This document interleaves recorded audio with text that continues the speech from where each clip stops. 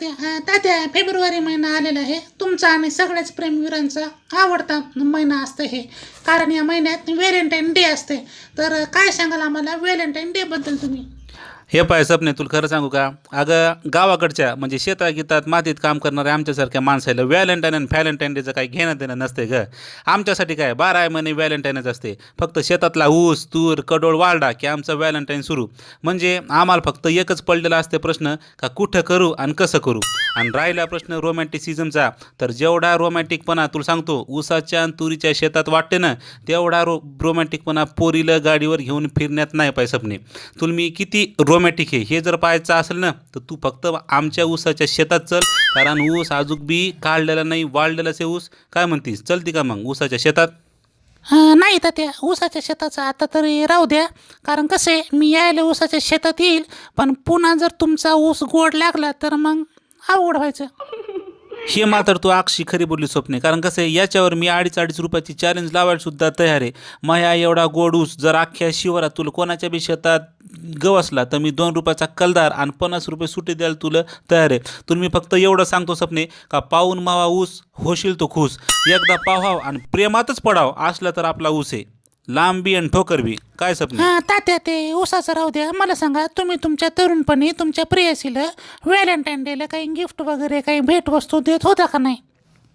कसं आहे सपने, कार्यक्रम जर होणार असेल सेट तर तीच असायची आमची भेट. आमच्या काळात फेसबुक व्हॉट्सअप असं काही नव्हतं का सपने. जे काही चालायचं ते फक्त चिठ्ठी देऊन चालायचं. आणि चिठ्ठी बी अशी काही हातभर लांब नसायची. 2-4 शब्द असायचे. म्हणजे कसं, रातच्याला पांदीत, सांजच्याला वाड्या मागं, सकाळच्याला हागंदारीच्या खालच्या तुरीत असं लिहिलं की तिला बी कळायचं आणि कार्यक्रम सेट व्हायचा. एकदा काय झालं, आम्ही हागंदारीच्या खालच्या तुरीच्या पाट्यात आमचा कार्यक्रम चालू होता.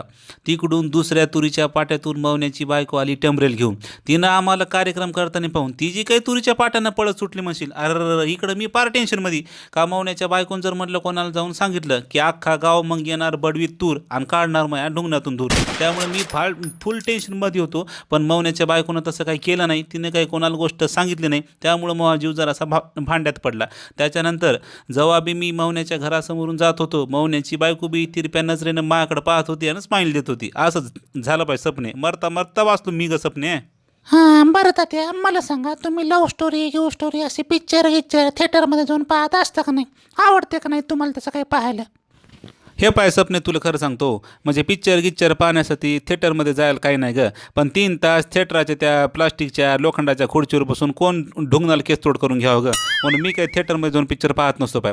आणि राहिला प्रश्न प्रेम स्टोरीचा लव्ह स्टोरीचा चांगल्या म्हणजे असं काहीतरी पाहण्याचा, तर मी आधी यूट्यूबवर गावाकडच्या गोष्टी पाहत होतो. पण आता ती वेब सिरीज बंद झाली. पण आता स्टार मराठी या यूट्यूब चॅनलवर झांगडगुत्ता नावाची अस्सल मराठमोळी आणि आपल्या स्वतःच्या मातीतली मराठमोळी वेब सिरीज चालू झालेली. नुकताच त्याचा पहिला एपिसोड प्रदर्शित झालाय. आता 6 तारखेला काहीतरी दुसरा त्याचा एपिसोड येणार आहे. पण पहिलाचा एपिसोड इतका भारी होता म्हणशील, मी तर त्या वेब सिरीजच्या प्रेमातच पडलो. त्यामुळं आता इथून पुढं यूट्यूबवर स्टार मराठी या यूट्यूब चॅनलवर आपण झांगडगुत्ता नावाची वेब सिरीज पाहणार आहे सपने. आणि सपने मो ऐकशील तर तू बी ती झांगडगुत्ता नावाची वेब सिरीज पाहायचं. कारण कसं आहे, तेवढंच तो बी मनोरंजन होईल ग. तो या मोबाईलमध्ये जर समजा नेट पॅक नसेल तर मला तो नंबर दे, मी तुला आत्ताच्या आत्ता ताबडतोब नेट पॅक मारून देतो. कसं आहे, मला कॅशबॅक असते त्यामुळे नेट पॅक मारण्याचं काही टेन्शनच नसते. काय देते का मग नंबर?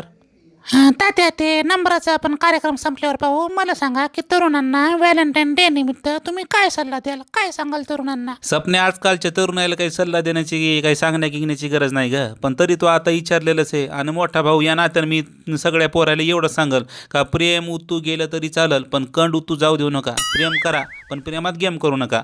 आणि समजा ऊसाच्या फडात जर तुम्हाला काही कार्यक्रम करायचा असेल तर ऊसाच्या फडात जरा जपून करा कांड. कारण गावाला जर कळलं तर अख्खं गाव मारल तुमची.